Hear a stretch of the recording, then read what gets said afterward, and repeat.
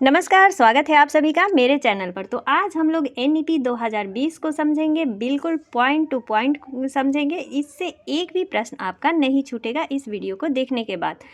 तो चलिए फ्रेंड्स, हम लोग शुरू करेंगे। लेकिन हाँ, इससे पहले मैं एक बात बताना चाहती हूँ कि एनईपी से जितने भी अभी तक प्रश्न पूछे गए हैं उन सभी प्रश्नों को एक वीडियो में इकट्ठा करके मैं डाल चुकी हूँ। तो आप लोग एनईपी 2020 से सारे प्रीवियस ईयर क्वेश्चन को ज़रूर देखें। उसका लिंक मैं डिस्क्रिप्शन बॉक्स में डाल दूँगी। और जो आरटीई 2009 है उसका भी धमाकेदार नोट्स जो है वो भी वीडियो अपलोड हो चुका है। तो अगर आप लोग देखना चाहते हैं तो प्लीज़ जाकर के चैनल पर ज़रूर देखें। इसमें हम सभी एनईपी के जितने भी आयाम बताए गए हैं, जो भी मेन पॉइंट है जिनसे प्रश्न बनता है, वे सभी पॉइंट इसमें शामिल हैं। चलिए शुरू करते हैं बिना देरी किए हुए। तो इसके स्ट्रक्चर से जो प्रश्न बनते हैं उसको हम बाद में देखते हैं। पहले इससे जो रिलेटेड कुछ पॉइंट है जिनसे कि प्रश्न बनता है उन सभी पॉइंटों को देख लेते हैं। देखिए, पहला पॉइंट क्या है कि एनईपी 2020 जो है भारत की नई शिक्षा नीति है। अच्छा, ये कितने साल बाद लागू की गई है? तो ये 34 साल बाद, यानी 1986 के बाद यह आई है। कौन सी? एनईपी, भारत की नई शिक्षा नीति जो 2020 लाया गया है। 34 साल बाद इसको लाया गया है। इसे भारत सरकार द्वारा कब घोषित किया गया? तो 29 जुलाई 2020 को घोषित किया गया। देखिए, डेट याद रखिए, 29 जुलाई 2020 को इसे भारत सरकार द्वारा घोषित किया गया है। ठीक है, अब आगे बढ़ते हैं। यह 1986 के बाद भारत की शिक्षा नीति में पहला नया परिवर्तन है। 1986 के बाद, बोली ना कि 34 साल बाद इस नीति को लाया गया है। एजुकेशन पॉलिसी जो नई बन रही है इसको चेंज किया गया है। इस नीति को अंतरिक्ष मनोवैज्ञानिक कस्तूरी रंगन की अध्यक्षता में लाया गया है। किस की अध्यक्षता में? तो कस्तूरी रंगन की अध्यक्षता में लाया गया है। अब आगे पॉइंट देख लेते हैं। ये आपको सारे पॉइंट, मतलब जितने मैं बता रही हूँ ना फ्रेंड्स, सही में यकीन मानिए, कभी कभी नए जो यूट्यूबर हैं उन पर भी विश्वास किया कीजिए और उनकी भी वीडियो देखिए, तो आपको यकीन होगा कि हाँ, नए लोग भी मेहनत करते हैं, तो इसलिए इनके चैनल को भी सब्सक्राइब करना चाहिए। देखिए, अब यह स्वतंत्र भारत की तीसरी शिक्षा नीति है। यह भी पूछ सकता है ना कि यह स्वतंत्र भारत की कौन सी नीति है? दूसरी है, पहली है, या कौन सी है, चौथी है? तो ये स्वतंत्र भारत की तीसरी शिक्षा नीति है। इससे पहले 2 शिक्षा नीति में परिवर्तन लाया गया है। कब? 1968 में और 1986 में नीति लाई गई थी। आगे बढ़ते हैं।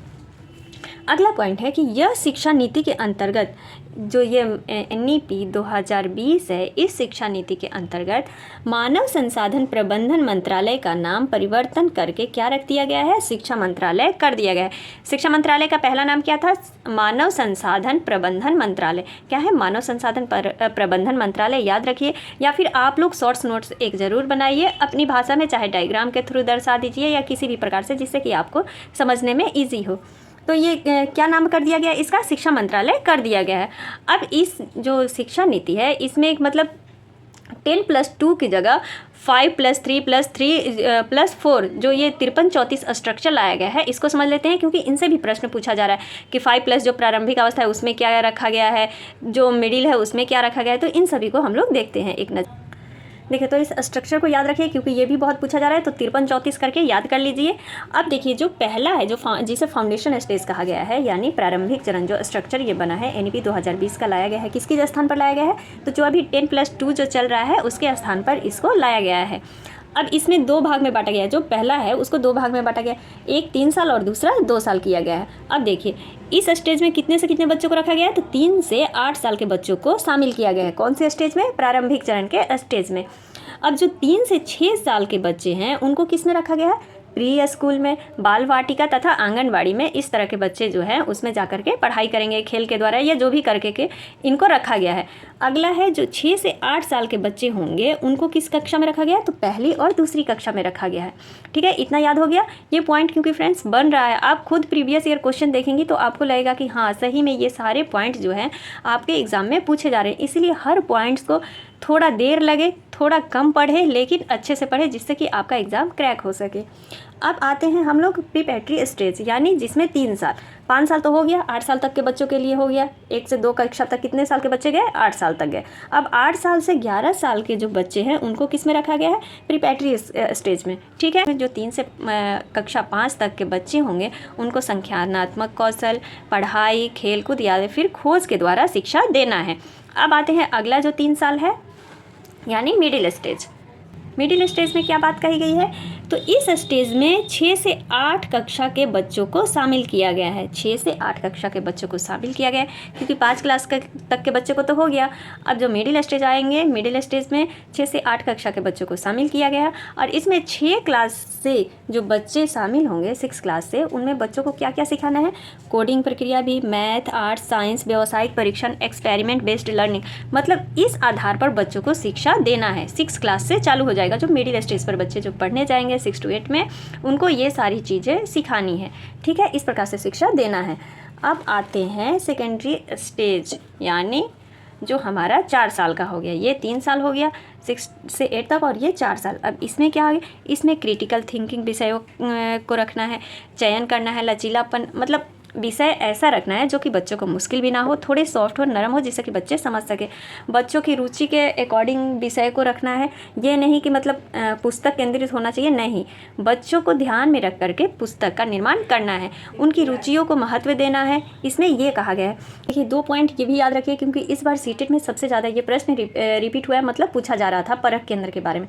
तो इसके डिटेल से मैं एक वीडियो बना दूंगी। जब तक इसमें समझ लेते हैं कि NEP 2020 के अंतर्गत छात्रों को मूल्यांकन के लिए परख केंद्र की स्थापना की गई थी।